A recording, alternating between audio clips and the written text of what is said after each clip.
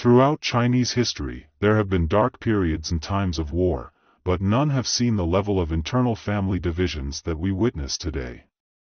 Nor have we seen individuals being self-serving to such a degree. Thus, we must reflect whether the situation once described by Liang Shuming, during the early part of the previous century, where the rule of law was haphazard, social order always being in a state of flux, with people generally hoping on good fortune, and unease was widespread, still persists today, and to what degree.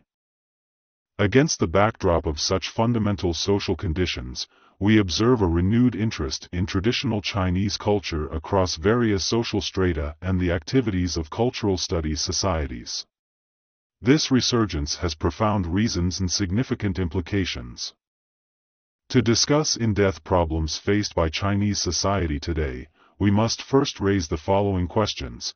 Where do the cultural differences between China and the West originate from? In this age of global capitalism, will those differences start to fade away? Will China and the West become more alike with time? Without a doubt, capitalism has shaped world history and put an end to the isolated development of different nations.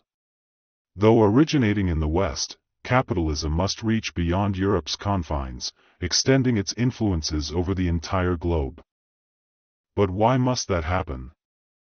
Because that is how capitalism lives on. The survival of capital is the appreciation of capital itself, the constant accumulation of wealth and value. The moment capital stops growing, it dies as capital and becomes mere spending money. In today's modern world, dominated by capital and the principles of capital logic, stopping the accumulation of capital is simply unthinkable and unacceptable. Since capitalism's survival depends on its appreciation, it sees the consumption needs of people all over the world as its market and treats the entire planet's natural resources as its fuel. That is why it must stretch beyond Europe, conquering non-European nations and therefore changing the course of world history by breaking the cycle of isolated development in different nations. In this era of capitalism, certain principles dominate social relationships. The foundation of social relationships is all about independent individuals making contracts with one another, with logic and rational thinking as a basis. As a result, human rights and humanitarianism have gained widespread acceptance. But will the unique relationships between people and nature, as well as the connections between individuals themselves, that are deeply rooted in Chinese culture, fade away and become mere memories for us Chinese? In other words, will the social principles embedded in Chinese culture eventually become nothing more than stories from the past? This question is directed at anyone who is studying or interested in Chinese studies. What are you trying to uncover in your research? We are facing a big challenge, finding the intellectual resources to rebuild China's cultural identity. We need to ask questions like, where can we find the tools to revitalize our cultural roots? Can we bring Confucianism and the essence of Chinese culture into the modern world? And by the way, what about cynicizing Marxism as the authorities suggest? Here's the catch: without a solid understanding of Chinese thought, we cannot truly blend Marxism with our own values. Sinicization means integrating Chinese wisdom and exploring how it relates to Marxist theories. I believe the topic we are discussing today is of fundamental importance to our entire nation. I do not believe one can find any joy in situations where parents sue their own kids in court, or vice versa, or when siblings fight it out in front of a judge. No matter who wins, it is unlikely they will feel truly happy. The truth is, relying solely on the rationality of law cannot establish the values that shape a nation's social life. When we talk about China becoming a rule of law nation, we should not assume that every little conflict or disagreement in our personal lives can be settled with legal principles. That is simply impossible. Imagine this scenario: you walk into a restaurant and order a bowl of soy milk, and then you worry or suspect that the soy milk contains a substance that can harm your health. What do? Sue them? If we had to rely on lawsuits for every little thing in our daily lives, Shanghai alone would need a courthouse on every street corner. Therefore, the crises we face in our everyday lives can be solved by neither legal means nor the cold logic of capital. What we really need is strong ethics that permeate our entire nation, guiding us through the ups and downs. People from Taiwan say that the present-day mainland China has a rich history but no culture. How do they describe themselves? They say that Taiwan has little history but oozes culture. Hearing those words makes me very sad. But what do the Taiwanese mean by culture? They are referring to the basic moral principles and ethical values that shape how people live their lives. I firmly believe that the globalization of capitalism cannot wipe away the cultural differences between nations. Imagine if it did. We would end up with a world where everyone has the same culture, the same beliefs, and the same wisdom. Trust me, that is not a future we should be excited about. If humanity had only one ideology and one wisdom, creativity and wisdom would be totally redundant. How does capitalism contribute to the problems faced by the Chinese population today? During the past 3 decades of reforms and opening up, we have jumped on the market economy bandwagon and embraced the ways of capital. But what does capitalism mean for us, the average Chinese person? It means we now have a shiny new method for chasing after material benefits within the boundaries of our good old traditional social norms and customs. Capital and market are not the same as modern economic rationality and modern market rules, but a new way of obtaining material benefits. While we are all caught up in this capital and market frenzy, our everyday lives are still deeply rooted in tradition. This sharp contrast creates conflicts and all sorts of ailments. One fundamental question that remains unresolved to this day, and that we are attempting to address, is to reconstruct the relationship between the government and the market. This is the crux of the matter. How do we go about fixing the government-market relationship? We need many experts such as political scientists, legal scholars, and economists to team up and come up with a smart plan. Diving deeper into the issue, we are undoubtedly still Chinese despite westernization, but many people born post-80s and post-90s think they are citizens of the world, and being Chinese just happens to be their race. Even my own kid went through that phase. It happens because their education, from elementary to high school, mostly focuses on studies adopted from the West. They barely learn about Chinese culture, except for a sprinkle of Chinese history in history class or a few classical poems in Chinese language class. When it comes to math, science, and foreign languages, students study Western knowledge for the most part. Even when we look at university education, there is only a tiny portion dedicated to traditional Chinese studies, to the point that our Fudan University's philosophy department struggles to attract students to the Chinese studies program. One reason I am giving this talk is to get more Fudan students interested and sign up for the Chinese studies program. That is the more utilitarian side of my lecture, but it is also my genuine hope to remind students of something important.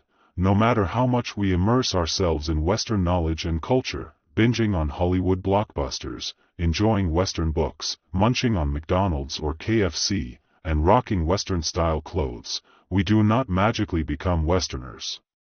At the end of the day, we are still Chinese. We are still Chinese. The post-80s generation is slowly coming to this realization, especially the ones who have gone studying abroad before.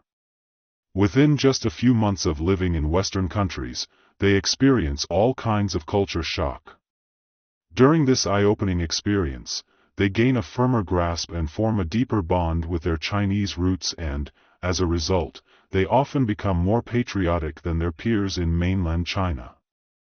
For more than a century, we have been looking up to the West, idolizing them and dreaming of the lifestyle there. Back in the late 80s, during the first wave of the reform and opening up, a bunch of my classmates from undergrad hopped on the study abroad bandwagon and headed to the United States, and they are still there. They thought they were heading for the land of freedom, and the best society there is. Nowadays, they are truly super patriotic. Hence, we have to ask ourselves, why can't we learn to be like Westerners? We must dig deep into the roots of the cultural differences between China and the West. Where do the differences really come from? In the late 20th century, the American political scientist named Samuel Huntington published a book, Clash of Civilizations, which became famous. To briefly summarize, Huntington argued that all the civilizations in the world could be grouped into 8 different regions. Personally, I see it as 3 big regions. Let us first discuss how he grouped these 8 major civilizations. It all comes down to religion. One of 8 major civilizations mentioned earlier is Western civilization, sharing the common religion of Christianity, including both Catholicism or Protestantism. Major regions that fall under this group include the US and Canada, Western and Central Europe and Australia. Of course, there are some differences between them, like how France leans more towards Catholicism while Germany leans more towards Protestantism, but at the end of the day, they all belong to the same civilization, united by Christianity. Another civilization is Islamic civilization. Most of the Arab countries are part of this civilization zone. Christianity had its fair share of divisions throughout history. Remember the Eastern Roman Empire? Well, it eventually transformed into the Byzantine Empire, and their version of Christianity became Eastern Orthodoxy. At one point, the heart of Eastern Orthodox civilization was Turkey, specifically Constantinople. However, part of Turkey has become Islamic, so the center of Eastern Orthodox civilization has changed over time. Nowadays, it is centered in Russia. Many other countries fall into this group, such as Greece, Romania, Bulgaria, Georgia, and Cyprus. The 4th civilization is all about Chinese civilization. Huntington calls it Confucian civilization. However, Confucianism is not a religion, so it seems that Huntington got a bit confused there. That being said, we cannot blame him, for Huntington was a political scientist, not a philosopher. There is something fascinating about Japanese civilization because it only exists in Japan, a unique case. Even though the region has been under Chinese cultural influence since 300 AD, Japan does not really fit into Sinic civilization. What did Japan learn from Chinese civilization throughout the past years? From the Chinese, the Japanese took away Confucianism and Buddhism, but they could not quite grasp the philosophy of Taoism.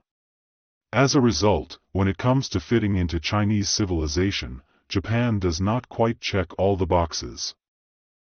What has stopped the Japanese from embracing Taoism? Well, it hit me quickly when I first visited Japan. I was on a plane, flying over the country. The sky was clear, not a single cloud in sight.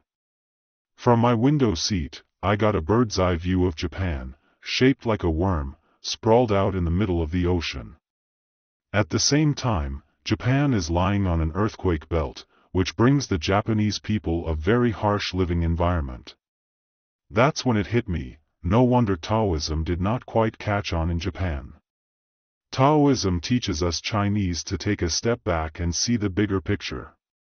But where can the Japanese step back? Into the sea, my friends. Into the sea. The Japanese have a hard time wrapping their heads around this Taoist concept that calls for inaction or inexertion because for many years the harsh environment around them has forced them to always focus on survival and make a lot of effort. That is why the Japanese are so meticulous and detail-oriented in everything they do. Their whole mindset is geared towards staying alive. Therefore, it is no surprise that they struggle to apply the philosophy of Taoism, which promotes effortless action. The Japanese are pros at doing and putting in effort. They are all about taking action. The idea of action through inaction just does not come naturally to them. We can definitely learn a lot from the strengths, virtues, and other positive qualities of the Japanese people. At the same time, we also need to understand that they are not exactly known for their sense of humor. You see, having a sense of humor requires a certain type of wittiness, one that is just not their strong suit, generally speaking.